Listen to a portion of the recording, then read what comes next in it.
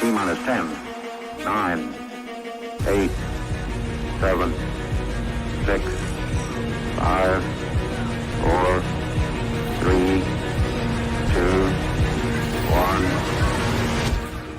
1. Ignition. Liftoff.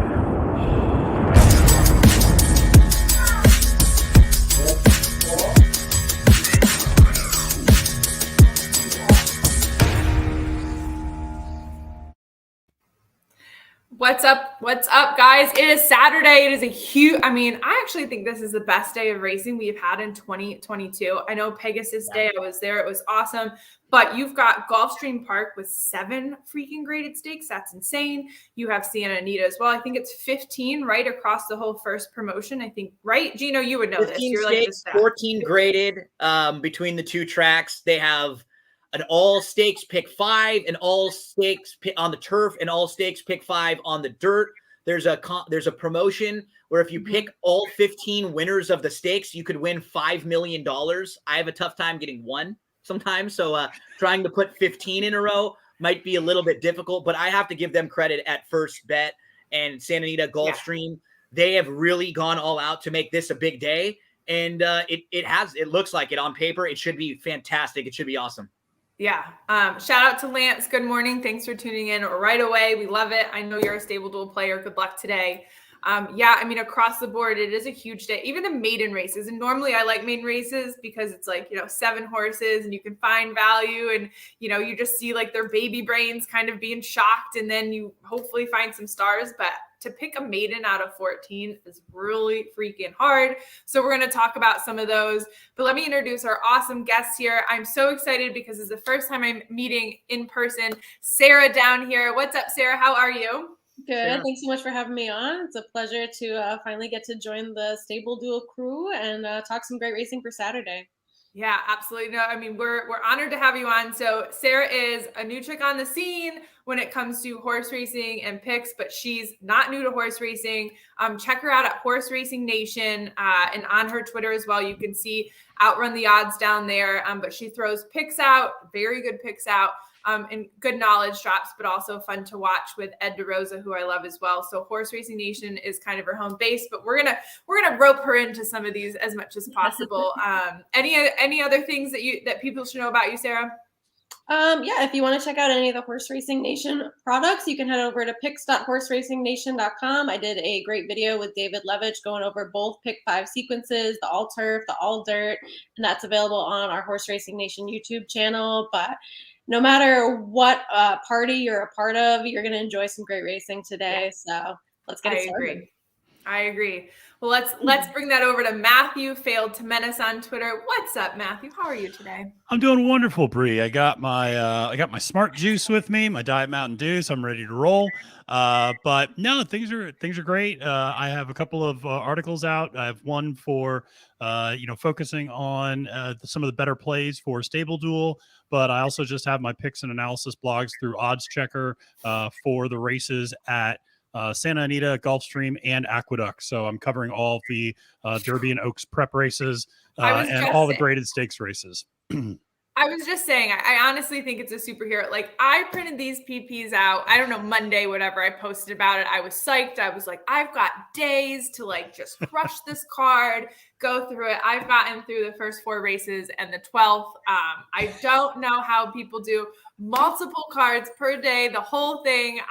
One day I'm going to get there. I think I just need to like quit everything else I'm doing. The worst is when you get a card that cancels, like Santa Anita for Friday. Yeah. But what is positive is that they just rolled the entire Friday Santa Anita card over to Monday. So now you're a little bit ahead. At least they didn't change the races up and redraw, because that's the worst when you feel like, it's crazy. Well, there's 3 hours or 4 hours of my life I'm never getting back. I know. Well, and thankfully, like, obviously sometimes they postpone. I remember that happened to Matt on a Sam Houston card, and they postponed it to Wednesday. So that was lucky. But I know, like, Phil Bennett, you're on Twitter, and I know sometimes you tune in here. He does it. He throws his picks out every day for nothing but whoever wants to follow. Like, I mean, shout out to everybody that is able to go through a whole card, throw your picks out, which we all know that horse racing Twitter is the most positive place in the world, right? So, we're just great that it's great that you all do that. So down to Gino, speaking of handicapping cards and going to the dams and the brothers and the sisters. Gino, what's up? How are you today? Doing great. Yeah, like you said, I've had a blast this week. I think we had every race handicapped for Friday, Saturday for Gulfstream, Santa Anita for Sam Houston, and then they've shifted the Friday Santa Anita over to Monday. So pumped up. Always free analysis too on That's What G Said podcast. For my podcast, I always look at the stable duel schedule and we play around the stable duel schedule. So whatever games are happening on the weekend, I'm going to look at those tracks. I'm going to give out a few horses, and I will never give out a horse that's 5-1 or under in stable duel. I just won't, because there's really no point. I'm trying to find horses that you won't have to spend up on. So sometimes we'll talk about horses that get bet down, but we're always trying to look for outside the box horses, 10, 15, 20 to 1 shots. I got a plenty for you today on the Gulfstream Park card. Perfect. And if you're tuning in for the first time, this is not a handicapping show. We are not going to go through every race, every single horse. We're going to kind of point out some fun horses that we love, ones that we absolutely have to bet, probably talk shit along the way, telling Matthew that he has no chance on that one. Then the thing wins, that's how it goes. If you listened to the show yesterday with Matthew, Gino, and Barry, I was on there, but I was not dropping knowledge. Board Certified was a horse that Gino shouted out, paid $25 to win. That was the last race at Gulfstream. So pay attention to some of the horses that he throws out there, especially of value, both in the Stable Duel app, because you're paying low dollars for it, 500, 1,000, but also, for your traditional wagering on your ADW, on First Bet, throw some dollars at it. If you're not that confident, $5 isn't going to kill you. We spend it every day at Starbucks. Okay. So stick with us. Comment if you're here. I want to know where you're from, if you're playing Stable Duel today. And we're also going to post the Bloody Mary video that people gave me suggestions on to make the perfect Bloody Mary. I totally botched it, so just be prepared for that. But we will do better the next time out. We're posting it because we did it, and I had to do this whole conversion and uploading. So, any Hooters, let's go. Okay, so we're only going to talk about Gulfstream because we have the $25,000 Fountain of Funds contest in the Stable Duel app. That is a $50 entry, quick sales pitch. Guys, you spend $150 for a pick 5, which we love the pick 5. I mean, the adrenaline rush, everything. Sometimes they pay big, sometimes they pay crap. You know what you're getting paid in the Stable Duel app, $7,000 to the winner. So why wouldn't you do for $150? Why wouldn't you do 3 Stable Duel entries, $150? You have 3 chances to cash. We're paying out top 50 players. So at minimum, you're doubling your money here. But again, $7,000 to the winner, $4,000 to the second, so on and so forth. You can see the payouts in the menu and how the payouts work. So there's the sales pitch. First post is at 12:10. That's when the game locks. You have to have the 10 horses. Sara plays. She's done very well. Matthew plays. He's done very well. Gino plays all the time, and it's a little bit of a roller coaster, right, Gino? But you've also done well. Oh, yeah. Yeah. You look at my past performances, I'll be like, but that's kind of the way I play. I try to win. I want to go for the win. So there are some times where I am dead last because I'm grasping at some price horses, but there have definitely been some times where I won. I finished top 10 last night at Sam Houston, which was nice after a little bit of success late. So I've already got my 2 entries in for today. After scratches and changes, I'll probably put a 3rd one in just so I can make sure that I'm all set and covered. Yeah. I mean, there's a lot of money to be won, and you're playing the $50 for a whole day of racing. I play a $50 bet. Now it depends if I'm heating up, because if I'm not, it's 5. But a $50 bet on one race and then it loses, and I feel that moment of well, crap, now what's the next one? You don't really feel that with Stable Duel because you have a whole day of entertainment. But all right, enough with the sales pitches. Let's move on. Can we talk about the first race at Gulfstream Park? This is an optional claimer, so obviously not the headliner on the day. 7 furlongs on the dirt. But I just think, just like Gino said, there's a ton of value that can be found in some of these races, especially when you have such a thick field. And some of them, like yesterday, they didn't have a screaming favorite, right? It's not like this horse absolutely lights out should win. So do we have one in race 1 that we just want to start the day out right, especially since I didn't do that the other day? I want to do that today. Help me out, guys. Who do we got? Race 1, Matthew. Do you have one? It's funny. I really don't, because this is one where it's a 13 race card. And this is the beauty of Stable Duel. 13 race card. You only have to pick 10 horses. So if you don't have a good feel for a race, just move on. And I'll be honest, some of these 13, you were talking, Bri, about some of the 13 horse maiden races. Yeah. I looked at that. I mean, I capped it for my own purposes, but from a Stable Duel standpoint, just swipe. Go the other way. I'm going right past that one. So I do think for this one, I if you're looking for a little bit of a value, I do think the 9 Friendly Fella is the same one. Yeah, and that's you. That is you, Matt. You are a friendly fella. I try to get along with everybody on horse racing Twitter. Every time somebody posts that they've been blocked by somebody else, I go to check if I'm blocked. I'm not. So I managed to just stay friends with everybody who's blocking each other, and that's fine. Literally. But no, that Friendly Fellow is a very consistent horse. Hits the board repeatedly at this level, so this is a horse I really like for $3,000.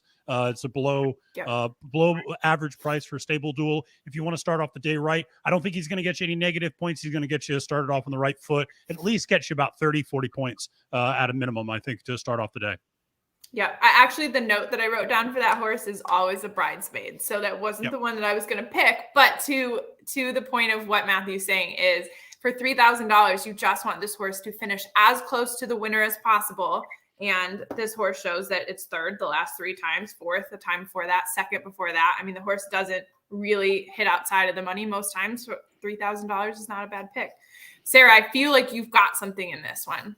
I don't know that feeling is totally correct. I'm with Matthew on this race. When I'm putting my stable together for later, this is a race that I'm not going to choose a horse from. I think that there's much more value to find later on. I think that you can have some picks that you feel a little bit more confident about in the rest of the card. But if I was going to choose one horse in here that I think is a little bit interesting, I think it's the 6, Jess's Stride. This horse is 6-1 on the morning line. Does have the layoff to contend with, hasn't been seen since July of last year, but that was at Gulfstream Park. And even though these are kind of lower profile connections, this horse has been working really well. Only 2 for the sample size off 180-day plus layoff, but 50%, so one with one of them. So it's not completely out of the realm of possibility. And I just think if you want to get started on a good note with a horse that's not going to be your favorite, this horse might be a little bit interesting. Yep. I like that one too. 6-1, $5,000. Sometimes a lot of people angles that they'll go for in races like these is they'll actually head towards the lightly raced horses, because you can see all the other ones have raced a lot and just seem to miss all the time. I mean, what's the hurt of trying one that won last time out and really could be better than the rest of the field moving forward in its career? So Gino, anything to add to race 1 and we'll move on? The 9 is the horse who I play. 3,000, cutting back from 7 furlongs. He had some kind of sneaky trouble last time out, and he just missed second too. So on the turn back, I think this will really help Friendly Fella. But I love a horse in the second. Can we transition to the second? I give you one. Yes, please. So the second for me is like one of the exciting first maiden races, but this usually, and most of my pitches are like, if it's a maiden, like take a swing, because you never know what's going to happen. With this many horses, I actually might leave this race out if I'm playing Stable Duel. So I'm interested to see where your conviction is at. I like the 5 quite a bit. Love to run in here. I think this horse will get bet down. So this actually is a great Stable Duel type of horse to use. Let's just look at who she's faced in her 3 races. So in her debut, she went long on the turf. She was behind a horse named Consumer Spending. Consumer Spending came out of that race, won a stakes race, won next out, won a stakes race, and was beaten less than 2 lengths in the Breeders' Cup Juvenile Fillies turf. In career start number 2, Love to Run went 7 furlongs on the dirt, which is the profile of this race. And that was the best race that Love to Run has run so far. She finished second that day. She was very good behind a horse named Magic Circle. Magic Circle is a horse who just recently won the Busanda. Magic Circle's running today, I think also. Yep. That's a horse who's also grade 2 placed. And then in career start number 3, this horse flashed a little bit of speed, kind of a middle move, going a mile on the main track at Churchill, but it was in the slop that day. She ends up finishing 4th. The horse who won that race is named Sandstone. There were 3 next out winners. Sandstone won the Rags to Riches Stakes next out by 10 plus lengths, then finished 3rd in the grade 2 Goldenrod. The 3rd place finisher in that race might be the best 3-year-old filly in training right now, Secret Oath. Secret Oath has won 3 races in a row by at least 7 lengths. All of them by 7, 7.5, and 8 lengths. One of them was a graded stakes winner recently. The 5th place finisher in that race won a maiden 40, then a 50 starter allowance at Fairground. Love to Run is going to get Lasix for the first time and will slightly turn back to 7 furlongs. I think this horse is more like a 5-to-1 shot than a 10-to-1 shot. So if you can only pay 1,000 and you're going to get a horse that gets bet down a little bit, I love this spot for Love to Run. I love the explanation. And just so, because I think sometimes these are intimidating if you're brand new people to the sport and you hear the absolute knowledge drop that Gino just dropped. This isn't stuff that you remember. Like, this is stuff that as you're looking, you click on the past performance and they all come up. Yep. So just know that, guys. Like, it's not like we all have these in our brains and we're just like, oh, I remember this horse in 1989. It's the mother of this, and this. No, you click on it, you learn, and he wrote it down, and then he dropped the knowledge. So, and like anything, the more you start clicking, you get familiar with any website, right? Like anything okay, now I know where I'm looking. It's the same thing for me when I'm handicapping any sport. It's a little harder once you start looking at basketball or your college basketball. You have to kind of find a few sites where, okay, this is the analytics site that I like. I can use some of their information, and then you can sound really smart afterwards. Yeah. And if anybody is tuning in, drop where you get your data, your information, so other people can follow along and maybe learn something new. Gino, you kind of stick with the DRF formulator. Is that right? I usually post those videos where you can kind of see the race replays and the charts and stuff. That's been, for me, it's just kind of the most simple, and it saves me the most time not having to go click on another replay, click on another chart, all that, because I'm really big on the replays. Yeah. I love the interactiveness of that platform. So Matthew, where are you at with your data? Yeah, a little bit of both. I'm kind of, especially for a big card. So I'll use DRF and then I'll also use Timeform US. And so I like to kind of blend the two. Timeform US, I just think it's great from a pace evaluation standpoint. I think their pace predictors are really helpful just to get a sense of who's going to be in trouble, who's going to get, a clean, break out of the box, and where are they going to be at the quarter pole.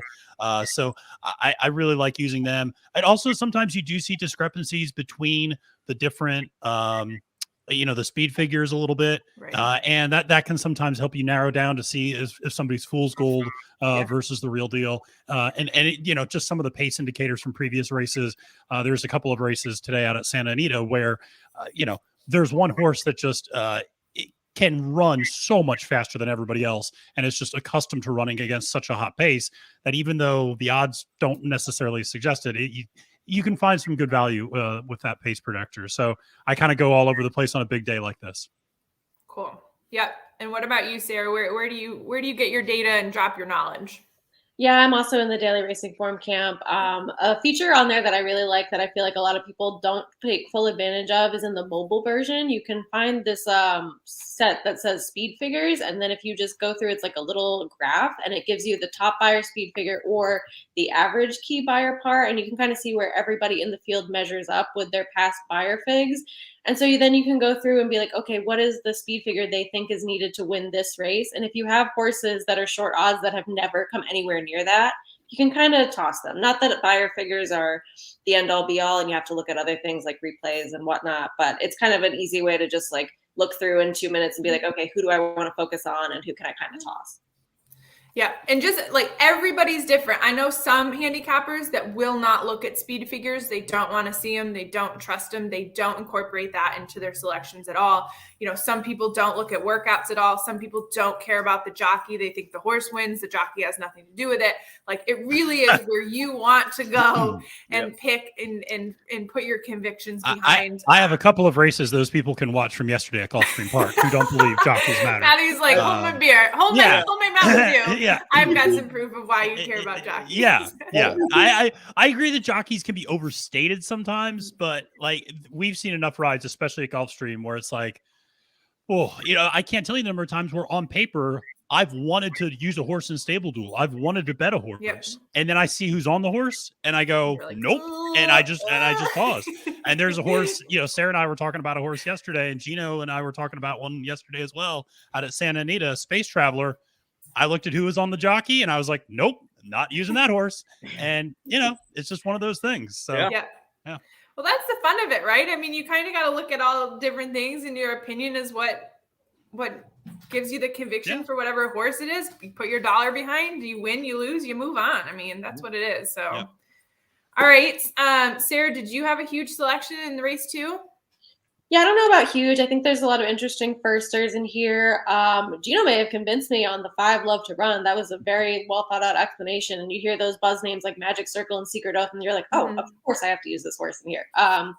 For a horse that, talking about those Beyer speed figures that I do use quite a bit, this one shows up in the Beyer Pars as having the top speed figure after only the first race, and that's the 6 Veterans Highway.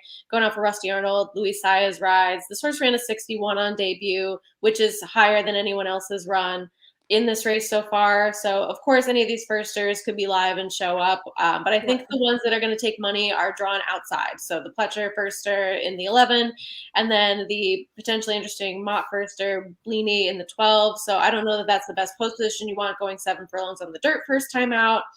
I would use the 6 as one with experience as well as the 5 in here. Yep. Yeah. So, so someone that did not do the amount of work that Gino did, the notes that I have on Love to Run, I mean, a major drop in class here, going from maiden special weight to $120,000. We're in a maiden special weight here at 60K. And if you look at a lot of the other horses, they did not run at those levels beforehand. So that's where the horses that Gino is dropping that have come and won and then gone on to win even better better races. And really, of the races that this horse has run, 3, the best performance that it had is at the 7 furlong distance. So I like Love to Run at 10-1 as well. I expect it to be bet down, because so many people listen to this live stream. Oh yeah. But in the Stable Duel app, it will remain $1,000. So that's a good value pick to throw in there. So let's do 3, 4. And then if you guys have any like best bets of the day and the other ones, we'll do those. And then let's just skip to the Fountain of Youth. And again, if you guys are listening and you have best bet of the day, we'll throw it up here. Maybe we'll talk about it. Matthew, Sarah, Gino will agree, disagree.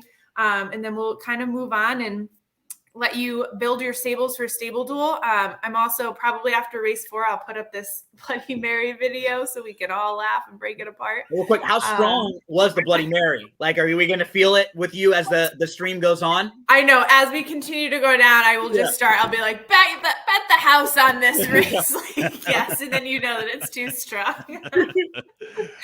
All right, so let's go to race 3. It is the first graded stakes on the day at Gulfstream Park. It is a turf, mile and a 16th, and we're looking at how many horses here. Again, like, we have an awesome field in general, and we have a firster coming from overseas, which I always love to see in turf. I don't like this one as much as I like to see some of the other ones, but I mean, there's a clear favorite, Never Surprised, 4-5. That one has already run in a grade 1. Do we think that Never Surprised is going to blow out the field here, or do we think that there's going to be an upset? Let's start with you, Gino. What do we think? He's the horse to beat, no doubt. If you want to start to dig him, make some digs at him, there might be a good amount of other speed in here, and he does have early speed. He wants to be forwardly placed. He can sit a little bit, but I don't know if that's where he's best. So if he gets beat, it's probably because Siglioso down on the rail flashed some speed. It's probably because 2 or 3 others in here pushed him early on. If that happens, I think the one that capitalized the most is English B. English B can sit really nicely off the pace. English B comes out of a race at Tampa Bay last time out where he finished 4th, but you sort of know what you're going to get from him. He always will. Recently, he's been forwardly placed. He'll put himself in a nice striking spot, and I think he can sit behind, maybe sit 3rd or 4th in here if Never Surprised, Siglioso, and maybe one other go. If I'm playing like early pick 5s and stuff, I had 2, 3, 7s as horses marked to use, but in Stable Duel, I couldn't spend up on Never Surprised in here. If I was going to play this race, I'd definitely use English B. Cool. Yeah. Sarah, do you agree? Yeah, I think Never Surprised is going to win here. No surprises or creativity in that. I think he's faster than any of the other speed in here. You have a horse like Clear Vision, who was winning decent races in New York, but he was absolutely walking on the front end, and he's not going to get to do that. I do have a little bit of interest in Siglioso, the 1, taking the blinkers off. This horse has run 2 decent races in his last 2 starts, one on the synthetic and then last time on the turf, albeit against lesser company. But he does have a career best Beyer speed figure of 88 last time out. if they're taking the blinkers off, maybe they want him to try to relax a little bit and stalk, because nobody's going to be in front of Never Surprise to me anyway. So if he can kind of get first run at him, maybe he finishes second. I don't see him winning, but that's a horse that I would definitely use underneath at 15-1. Mm-hmm. Matthew? Yeah, I'm with Gino on English B. I think that I have Never Surprised to win, but from a stable duel perspective, are you really going to spend $10,000 on one horse? That's 20% of your overall budget. And so that's that's a big ask. Meanwhile, you can get English B for $3,000 at 8-1, and I think it's just a safe bet. And I don't think the horse I don't think it's going to win, but I do have that horse coming in second. I'm fading the shipper from Europe as well. I just think there's a horse that I'll talk about later, Wakanaka, who I like a lot today. But that's essentially what this horse is doing, was what Wakanaka did at Pegasus Day.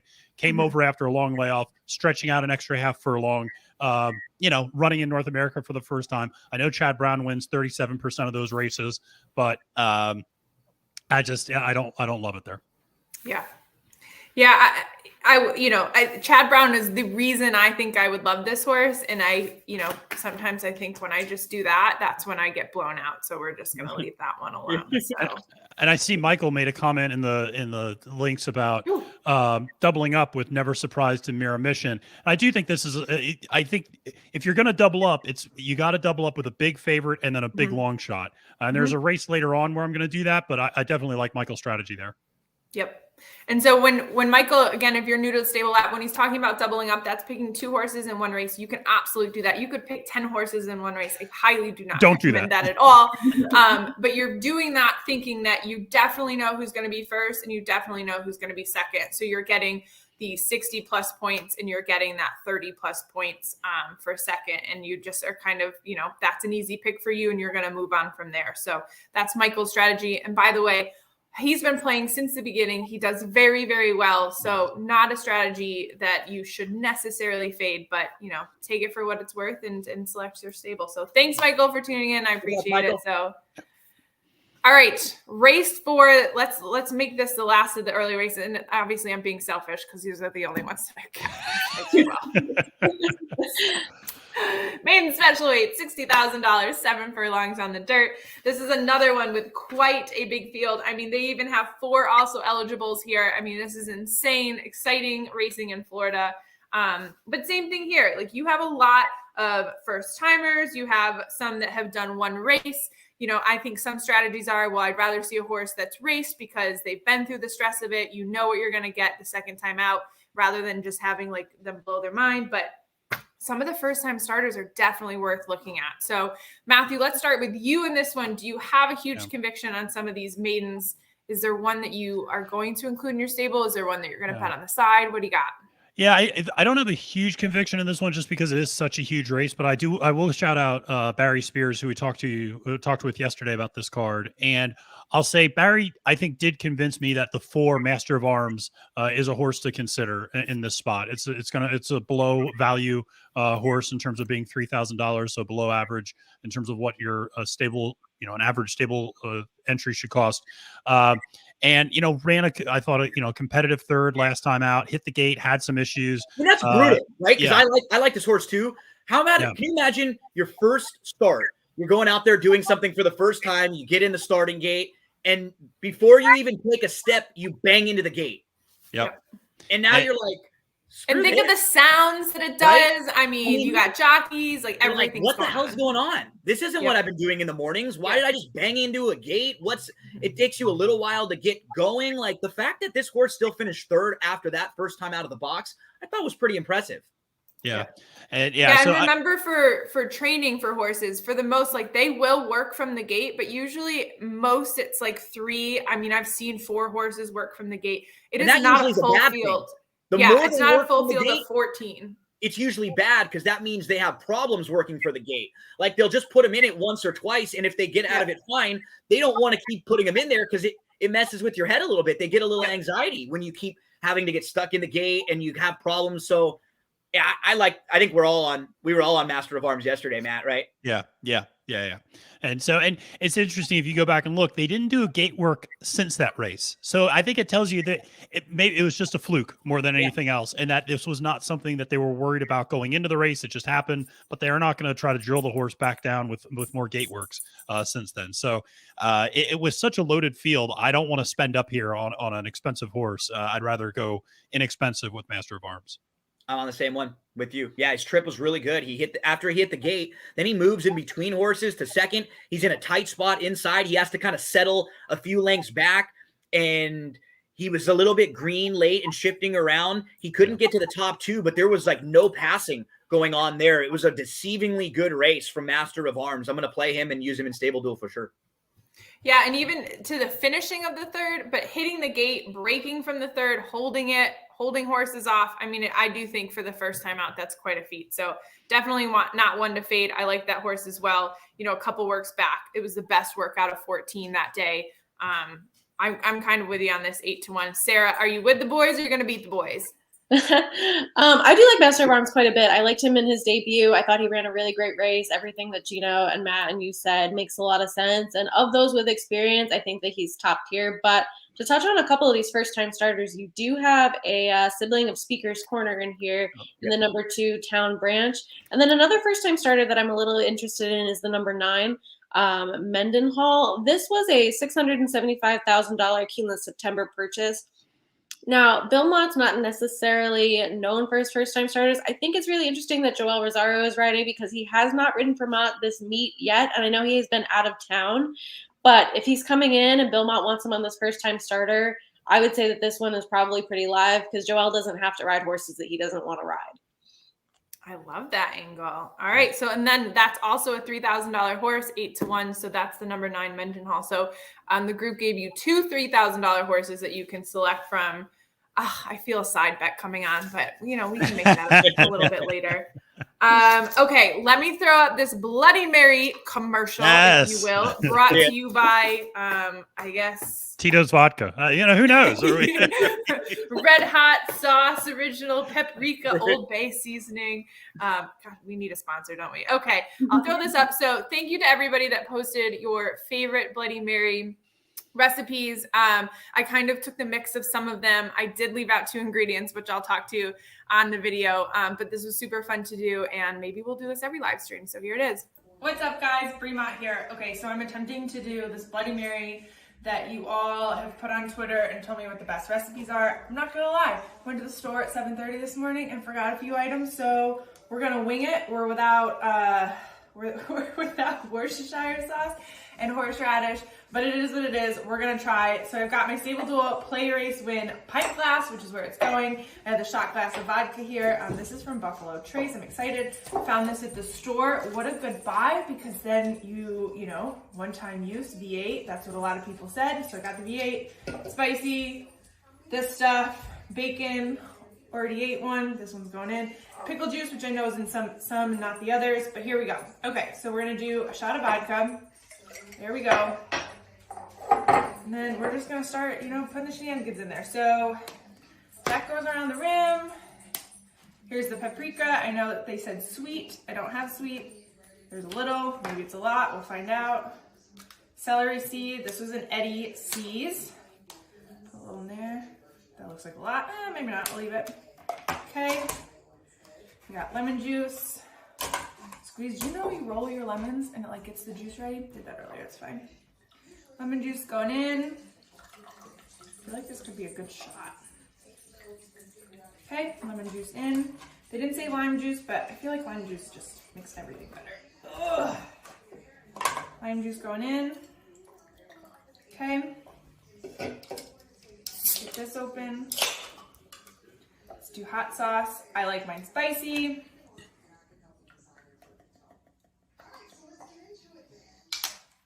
Maybe a little too spicy. Put that in there. Okay. I'm gonna do a little pickle juice. I don't like pickles, but pickle juice I think is good. That's good. What do we think? Let's see. Got some ice. with that. Call me a bartender. A little bacon. Oh. Okay, we're gonna give this a go. This is either gonna start out a winning day or a losing day.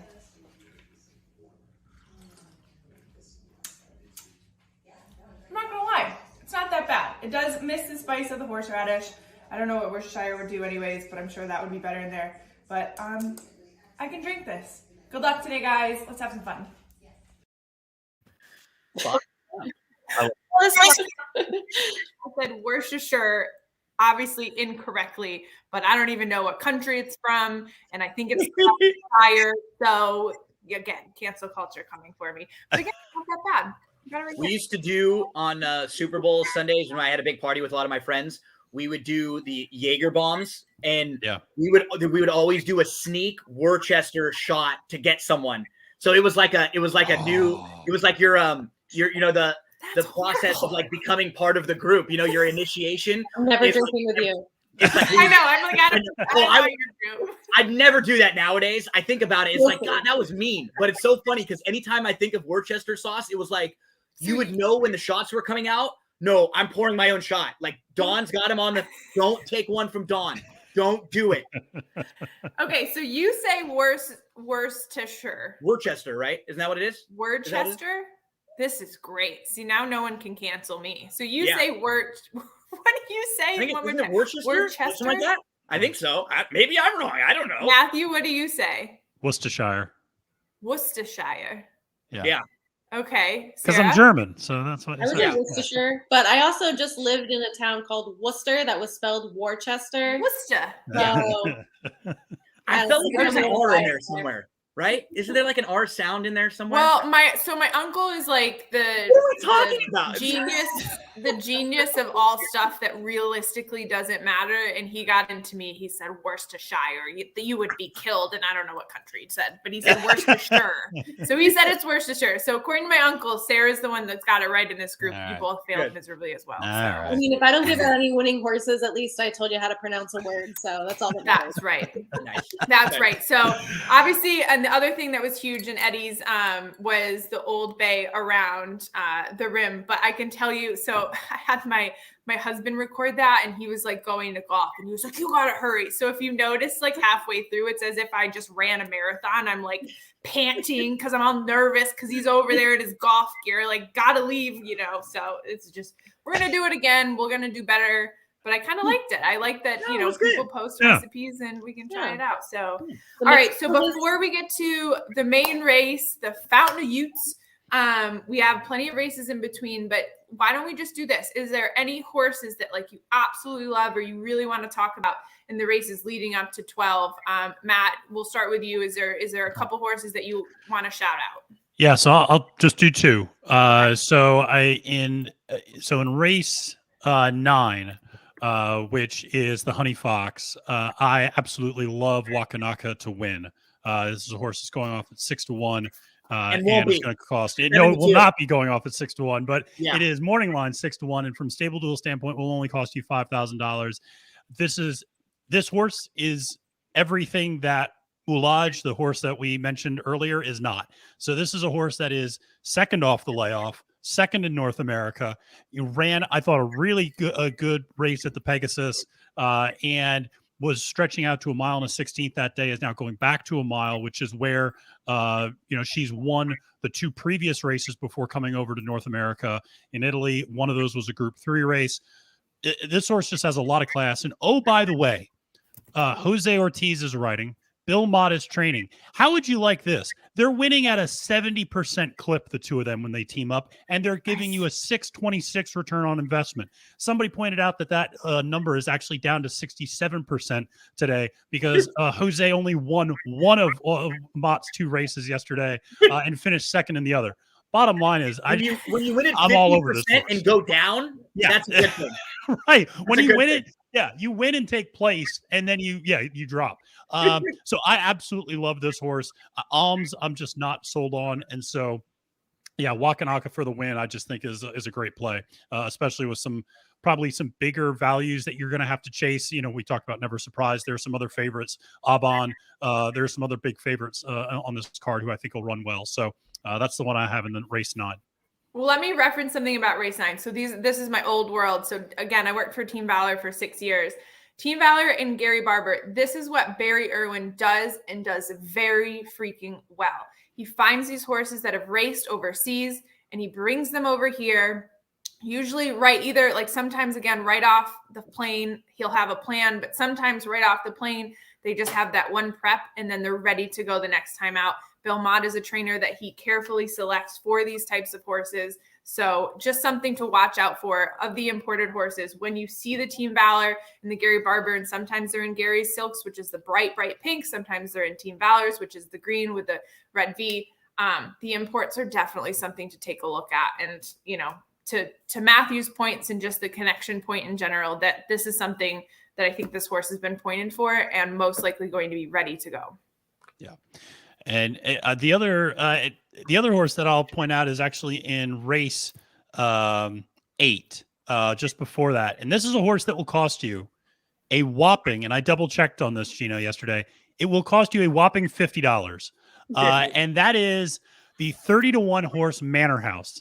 I really like this horse. And because this horse, do not ask this horse to run a step over 1 mile. But at 1 mile, this horse can run well. Okay. And this horse has run well at Gulfstream in the 1-turn mile. And so in between, things have not gone well. The only 4 career races, 2 pretty significant layoffs. But if you notice, 1 at Gulfstream at a mile coming off a pretty significant layoff, and then stepped up and ran against Miles D in Speaker's Corner next time out. Are you kidding me? And so is now dropping back down to this race. So seeing no horse near the quality of those 2 in this race. And for 30-1, again, if you really are hard scratched to put together a stable and you need a super, super cheap horse, I think you could do a lot worse than this one. And do I think Manor House is going to win? No, but I think this horse is going to definitely, to Sarah's Twitter handle, it'll outrun its odds at 30-1. And I could see this horse hitting the board. And quite frankly, if you get 20 points out of a 30-1 horse, that's a huge win for the day. Mm-hmm. Absolutely. And you're going to have to pick a $50 horse if you slam some of the $10,000, $95, $100 horses. You're going to have to pick a super, super cheap horse. So good point there. All right, so those are your 2, Matthew? Yep, those are my 2 outside of the FOY. Perfect. All right, Sarah, do you have 1 or 2 horses that you definitely want to shout out here in some of the races in between? Yeah, absolutely. I have a bit of a bomb in race 7, the Palm Beach Stakes, that I've tweeted about a little bit. I really like the 8-horse Mom's Moon. This horse is 20-1 on the morning line. Broke his maiden at 42-1, something crazy like that, because that was his first time getting on the turf and he had really shown kind of nothing on debut. But this horse is a Have to Analyze It, which is a horse that I know that we all know, and I know a lot of the Twitter sphere knows. So big pedigree on this one. Went out to the front from post 12 when he won and set not the quickest of fractions on the planet, but if you're going at 25 to the quarter and you're getting over from post 12 to be on the front end at Gulfstream Park, you're going a little bit faster than that. And this horse was super game to hold off La Maquina, who broke from post 10 in there. La Maquina came back to win a really salty maiden race in his next start and went quite a bit faster, improved his fire speed figure a bit. Connections are pretty high on this horse. They like him a lot. He has a lot of sentimental value to them at Millridge Farm. I actually wrote an article about him. So at 20-1 in this field, where I do think he's going to be the horse in front, and I think there's a lot of horses that are going to take money that just aren't as quick as him early, this is kind of my bomb for the day, and I already placed my $50 win bet on him. So he's in my stable for sure. Love it.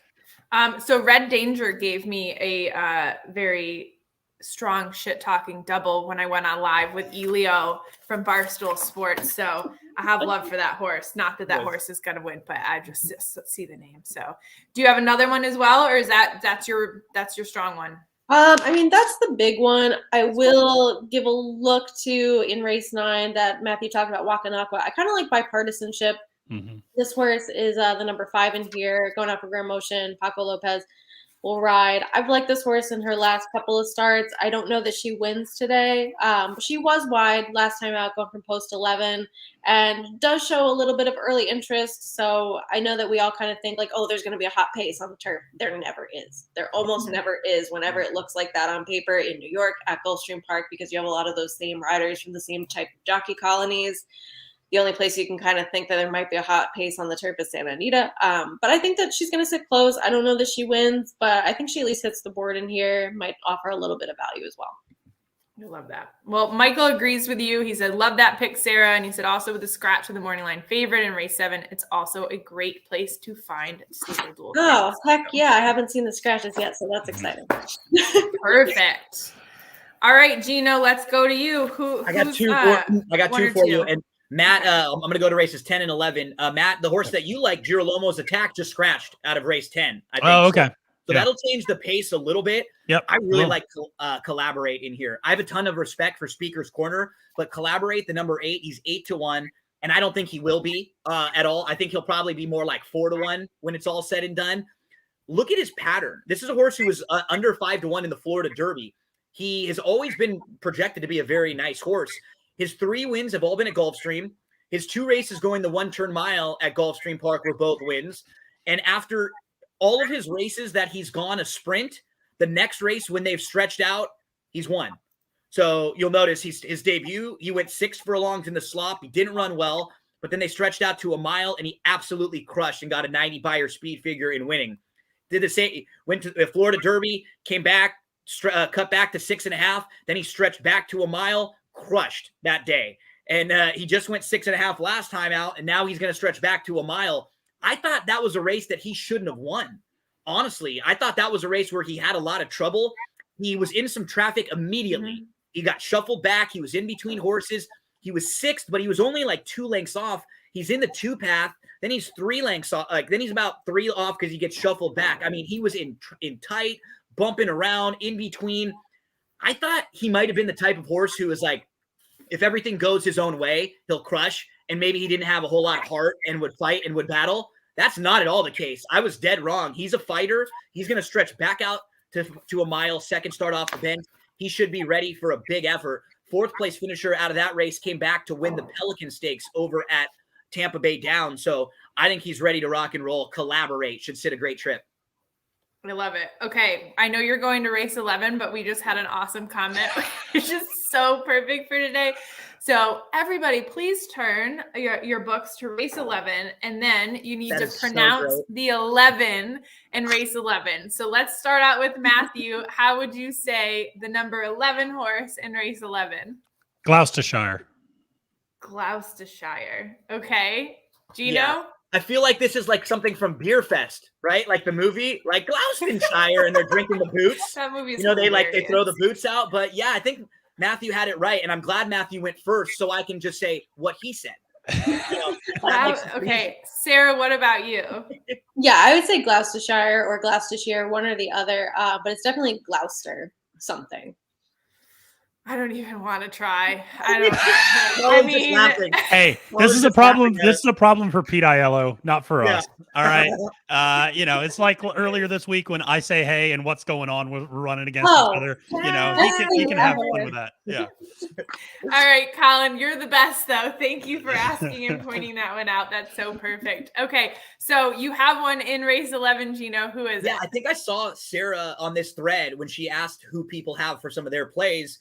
Somebody pointed out the 3 Glenn County, who I like a little bit in here. Glenn County is a big price. Glenn County. So now Abon's the horse to beat, but Abon is a horse that in stable duel, I'll probably never spend up on those type of horses. So I'm looking for someone else in here. That someone is Glenn County. I'm able to excuse the last 2 races. If you can put a line through the race in the Sycamore when he was favored, now look at how good that form looks when you can dive into all the races prior to that.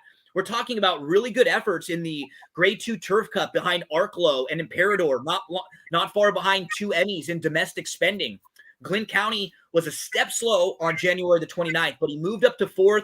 He was settling 5th. The problem is he got stuck in the 3rd flight, and he wanted to go, but the horse in front of him in the 2nd flight was just tired and was like backing up. and Glenn County had nowhere to go. He was just kind of stuck in fifth, like just waiting. By the time he got a little bit of room, he moved up to second, and then he tired. I think he was a little bit flat off a couple months. You're now going to go second start off the bench. He's got form that is absolutely good enough to win this race. He just needs a little bit of help with somebody pushing a bond. So I think for at least a horse who can pick up some stable duel points and finish in the top 3 or top 4, I'm going Glenn County here. If this horse is anything around 10-1, I'll probably make a little win wager on him also. I love it. All right. So, yeah, and I agree with this from Michael because you said Gloucester or Worcester or whatever. So you should be saying Gloucester. There we go. Gloucester. And then Colin said Gloucester if you're from Mass. You're from Mass, right, Sarah? Worcester, right? Isn't that? I'm not originally from there, but that's where I lived for the past 8 years. So yes, I do identify as a masshole in some ways. As a masshole. My sister's a masshole. It's fine. Nice. All right. Nice. So Colin says Glenn County is also his NHC pick today. Good luck for an NHC. Good luck, Colin. I know that those can be stressful and super exciting as well. So that's cool. All right, well, let's go on to the big reason that we're all paying attention outside of the 6 other stakes races at Gulfstream Park. So, stable duel games, that's why. Yes. Outside of the stable duel game, $25,000 on the line. Okay, we have a mile and a 16th for the Fountain of Youth Grade 2. This is a Kentucky Derby prep. It's pretty easy to say that the winner of this race will go to the Kentucky Derby. And potentially the second place horse too, you could argue. So who do we have in this one? There are some favorites, but I actually think that this race is wide freaking open. I know that Sarah tweeted out when we asked if there was a particular lock. Sarah was like, no. So I love that. Who are we looking at this one? We've got 5-2 on simplification. Simplification. The whole pronunciation has killed me now today. Rattle and Roll is a topic of conversation at 8-1 with Hernandez aboard. And I think the other one that I've seen is Emmanuel. I mean, Todd Pletcher is winning at 34% clip right now. Yeah. So something to look at. Mo Donegal was one, has scratched. So Galt has made it in 15-1. And Giant Game's also out. Yeah, Giant Game also scratched. Giant Game is also out. Yeah. Okay, so that was another 15-1. So Giant Game is out. So we are down 2 horses, but back up with the AE Galt. So who are we looking at in this one? Let's start with you, Gino.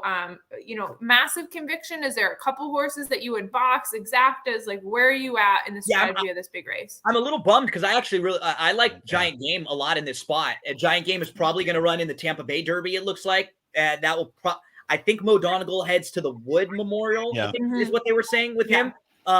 Emmanuel is going to be pretty tough. I don't know if I'd want to spend up on him.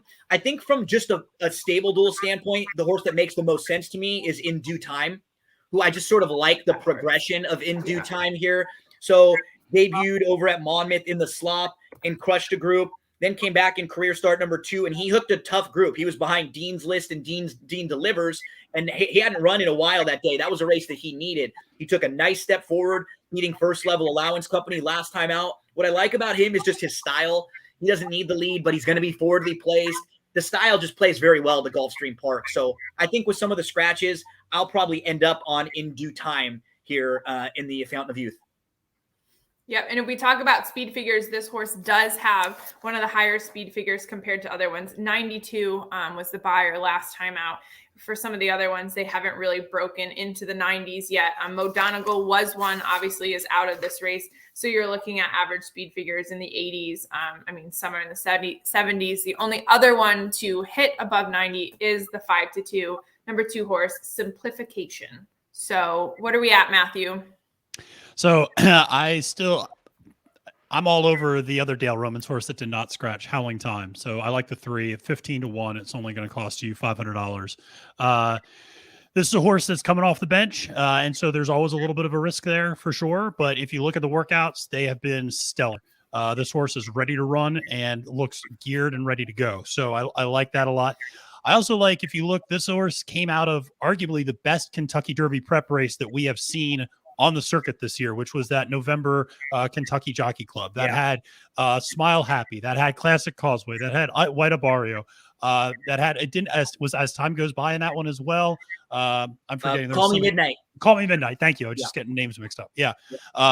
Call Me Midnight was in that. So just was a murderer's row of horses that have all done really well on the Derby Trail, and went kind of against type in that race and went to the front and ran as a front runner and faded down the stretch. This is a race that is setting up with a lot of early speed, with simplification, with Galt, with Emmanuel, who I am all the way out on, because I think that horse just crawled around the track last time, and you're not going to get that pace. So I think there's going to be a lot of early speed in this race. I think Howling Time can sit behind that. To Gino's point, In Due Time, it's kind of in the same spot. I think those two are, quite frankly, that's my exacta box. And so I really like Howling Time for $500. I mentioned this yesterday in the live stream, has a little bit of a Stiletto Boy feel to it, from the standpoint of the Pegasus, of going super cheap in the big race and knowing that the floor on this horse is really high. So the worst I think you're going to see is like a third place finish. And again, if you're spending $500 and you get a third place finish, you should be jumping for joy. So I just really like Howling Time here. All right, Sarah, who do you like? Yeah, this is the one race on the card. I feel like, even though it's kind of the one that all this hype is building around, I don't have a strong, confident opinion really on anybody in here. I think that you can go a lot of ways in this race. I was against Mo Donegal, who scratches, and Giant Game scratches as well. It seems like there's a lot of outside post-itis going on with these horses. Galt drawing in does interest me a little bit. I think he ran a lot better than we had seen from him last time out. I think if he takes another step forward, maybe he doesn't win here. But again, it's that kind of angle that I brought up earlier. Joel Rosario is riding this horse. He did actually ride this horse on debut as well. He doesn't have to ride these horses that he doesn't want to. So the fact that he's getting on post 13, obviously a disadvantage. He'll get a little bit closer now with those scratches. But he did show some versatility last time out. I don't think it was the strongest Holy Bull field. High Oak is a horse that I'm interested in. I liked him a lot on debut. I liked him a lot in the Saratoga Special. I don't know what happened last time, but then he takes this layoff, and so maybe something was a little bit amiss there. They're bringing him back in a tough for him spot to jump in right off the layoff. They're going to take their Derby shot with him.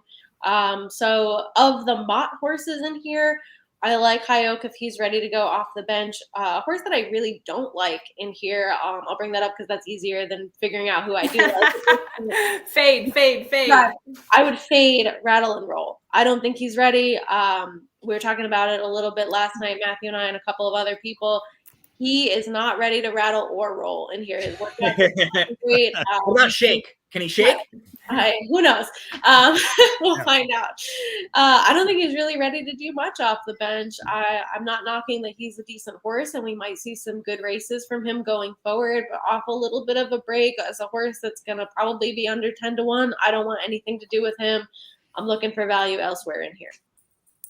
And Sarah and I joked about this yesterday, but he is carrying an extra 3 pounds because we all know how much that weight really matters in these races. So and I'm sure his trainer will point that out on Twitter today before the race goes off. So great. Well, 2 other ones Colin's bringing up. So we did talk about Galt. Sarah referenced that one, but AP Secret is one that we have not talked about. So he likes Galt because he had to go in the last race and finish well considering. And then AP Secret, he likes the improvements. And let's face it, the 3-year-old preps have been a little crazy. Yeah, I mean, that's obviously true. I think that's where you see Secret. Huh? Yeah, I think that's why you see all of us kind of moving off the favorite. I mean, off simplification. There's no sense going with a really short priced horse in this race. I think you kind of have to look for a little bit of a bomb. So yeah, we all saw him miss the break too, so he's going to get a little bit overbet off of that, right? We all were expecting him to be on the front last time. He didn't. I think, Matt, you and I were talking about it when we previewed this race last time. I thought that was like the spot for him. Yeah. Where there wasn't a lot of speed on paper. It looked like that was the day where he had a couple horses that were coming off layoffs. He was kind of catching them at the right time. I don't know how good he really is, if he's like a real Derby type horse. I think he might have just been a little bit more precocious and ahead of some of the others, but he can absolutely make me look stupid in a few hours later on. Yeah. I feel like this card and this race in particular, though, is super refreshing from what we've been experienced, especially the past year, where there's just like a blowout favorite and you're just trying to like pick something that was going to be second or whatever it is. This is, to me, fun handicapping, fun racing, where most people have all different opinions and really kind of anything can happen. And I mean, obviously you're hoping to make money and do the best, but I don't know. It's a new challenge and I think it's super refreshing. So well done to the condition books and the racing secretaries and everybody. Shout out the tracks that are recruiting these horses for these fun races for us as fans, Staple Duel players, and the public in general. But yeah, I mean, I think that's it for the stream. So it is 11:04, which means you have an hour and 6 minutes. Look at that math. You're welcome to get your stables in for the $25,000 Fountain of Funds. The payout is in the app again if you're questioning how much each spot gets, but it's a $50 entry, $25,000. You can play multiple entries, but good luck today, guys. I know you all have stables in. Good luck. It's going to be awesome. I try to tweet out kind of like what's happening and where stables are moving if you're not playing. But yeah, I don't know. I expect there to be a little bit of shit talking on Twitter, and I'll be looking out for it. Okay. I save my heel turns for the big days. Normally I try to be pretty nice to everybody throughout. And then on these big days, it's like, I am going to win. All of you, you're below me. I'm better than you. I'm on top of you. I talk down to you. Here we go. And Matthew's like that kid at soccer that's like handing everybody oranges that his mom cut up. Like there's so a nice. mean bone in Matthew's body. Like he's like, oh, you'll get him next time, pal. I'm very positive. This is what happens when you've been a college professor for a long time. Like you have to do the criticism sandwich. You got to start with something positive, insert your criticism, finish with something positive as well. So you have to sit there and make sure everybody feels good about themselves coming out of the race. And you'll get them better next time, Tiger. It'll be all right.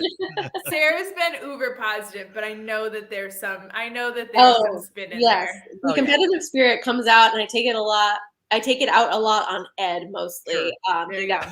When he picks a horse that I think has no shot, like he loves why Paul Y later at Santa Anita, and I just went and attacked him yesterday. For the throat. That horse has no shot. He's not going to win at all. He's shipping in from Parks, and we have a little side head-to-head wager going on because he thinks that horse is going to be a shorter price than Stiletto Boy, and I was like, I'll bet you anything you want. That's not happening, and I just went off on him for 5 minutes about that horse. So when I have a very strong opinion about something, I definitely am not afraid to express myself. But in general, I like hearing other people's opinions. That's how we all learn. I think that everybody brings something valid to the table. And I think that you can learn the most when you are wrong and you're disagreeing with somebody. So if Paul Y wins later, then I'll be like, hey, I'm sorry, my bad. And then I'll go back to find out why that happened. I guess I'm sorry. Right? We can learn when you listen to someone. You can learn things that are like, that works for me, or that hasn't worked for me. And today, that may not work for you, but you can always pick something up in listening to someone, positives or negatives, even. If horse racing can't humble you, you have a problem, because this is the sport that you get humbled by every single day. So if you just blame it on whatever, there's therapists out there for a reason, guys. And except for the Bloody Mary. Colin doesn't like the Bloody Mary. Are you a mimosa drinker, Colin? That's fine. I mean, I can do a video of mimosas. It's pretty simple. So. And let me say that if you do feel, maybe you win today and you feel really good about yourself, I would just say, go ahead and enter the $3 game at Mahoning Valley on Monday, because that will humble anyone. All right. That is, as my dad jokes about Penn National, that's where form goes to die. And you're just like, how did this horse finish last? This horse, just Parks, the same thing, just what's going on there. Yeah, Parks. Yeah. I have never lost so many 5-horse field races than I do at some of these smaller tracks. I'm like, oh man, I mean, it's 1 out of 5 chances I'll win one of these. No, you just never know. Well, speaking of short fields, that's not too soon, but Santa Anita has a game today. Also, $100 in the app, $5,000 guarantee, massive payouts. Again, I know it's $100, but usually in the higher price games, guys, your competition is less stiff. You're not up against thousands of players. You're not up against, if one horse loses, you lose. So if you are looking for a shorter field of competition, if you will, play some of these higher dollar games, $100. You're only playing against, maybe 50, 60, sometimes 30, 40 people, depending on what it is. But $5,000 guaranteed Stable Duel game at Santa Anita, which is also going to be good because there are how many stakes races, Gino? There are 15 Right between the two, 14 graded, I think 7 at Santa Anita today. Yep. And if you need some help, I went through the full card on That's What G Said podcast. It's free. You can toss it on in the background while you're handicapping, and maybe we lead you to 1 or 2 horses that are pretty good prices. Yeah. Awesome day of racing, guys. Thank you so much for tuning in. And thank you guys for coming and hanging out with me this morning. I appreciate it. I gave mad shout out to this girl because I gave her like 30-minute notice. I was like, hey, what are you doing in 30 minutes? You want to come hang out with us? Yeah, you Sarah, could it was so nice to honestly meet have you. to get ready for today. It was just like, okay, it's time to go. Yeah. Well, I know you would cap. Like if somebody did that to me, I would have been like, I mean, I can, but I can't tell you like what's running. So no, thank you so much, Sarah. Thank you, Matthew. Thank you, Gino. Good luck today, guys. I'll be looking Good luck, for you guys. on the leaderboard. Yep. Good luck. And Good luck, here we everybody. go. Thanks for having me.